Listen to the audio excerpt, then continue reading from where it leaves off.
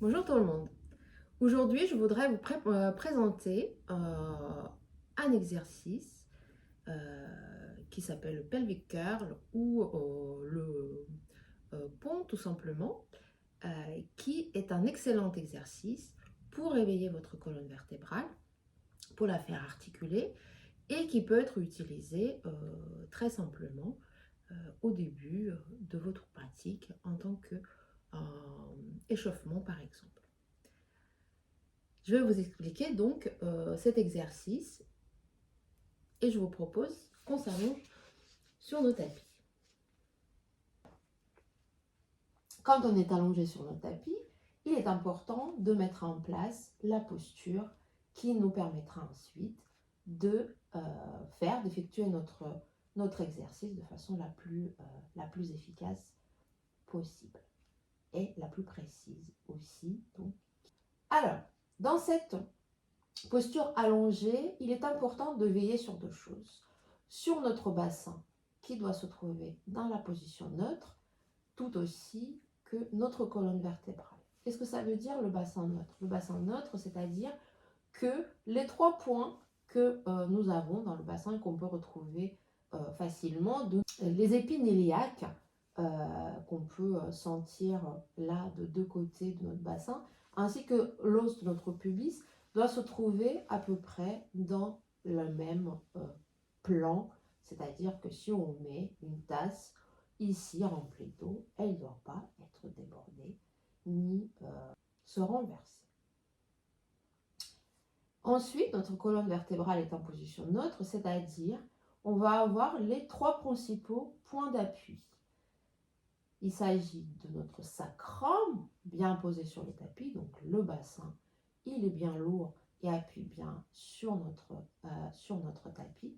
Il s'agit des côtes, tout au milieu du dos, ainsi que la tête. C'est-à-dire que votre bas du dos, il ne doit pas appuyer sur le tapis. En tout cas, ce n'est pas le point d'appui. Parlons maintenant des pieds qui sont aussi un élément important de cette posture-là. Les pieds, c'est notre appui principal ici. Ils doivent être bien ancrés dans le tapis. Et si on commence déjà à les appuyer bien sur le tapis, on va ressentir directement l'engagement de nos muscles, notamment les muscles qui se trouvent à l'intérieur des cuisses, mais aussi nos fesses qui commencent à travailler. Les bras sont également... Et imaginez aussi que vous voulez tracter vos pieds vers vos fesses. Et maintenant, nos bras qui sont actifs également, qui appuient sur le tapis sans être crispés, ils sont présents et nous aident également d'effectuer le mouvement. Et n'oubliez pas l'ouverture de votre gorge. On ne voit pas la tête qui descend et le menton qui descend sur la poitrine. On regarde bien vers le plafond et vers le haut. On inspire, on prépare. Et le mouvement, on va commencer par la rétroversion du bassin, c'est-à-dire on va amener notre os du pubis vers le nombril, en engageant nos abdominaux déjà qui vont nous aider de monter notre bassin vers le haut.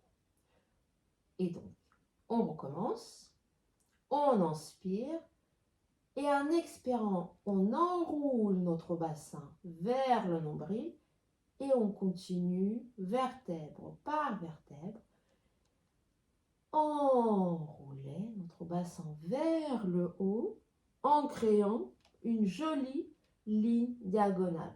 C'est-à-dire, il faut que nos fesses, nos bassins poussent vers le haut tout en créant cette rétroversion. On veut la garder, cette rétroversion. On veut garder cette pubis qui veut attendre le nombril. Nos pieds tractent vers nos fesses et nos genoux, ils veulent s'éloigner vers le mur opposé. On inspire et on déroule la colonne vertébrale en commençant par la poitrine et vertèbre par vertèbre. On allonge la colonne en essayant de poser notre sacrum tout au dernier moment, ce qui nous permet de bien masser notre dos, mais aussi l'étirer le bas du dos. Et encore une fois, On inspire et à l'expire, on enroule, la colonne vertébrale. Tout en haut, les fesses sont actives. Elles nous aident de maintenir notre bassin. On inspire et on déroule la colonne en commençant par notre sternum et posant. Voilà pour cet petit exercice. J'espère que ça vous a aidé et merci pour votre attention.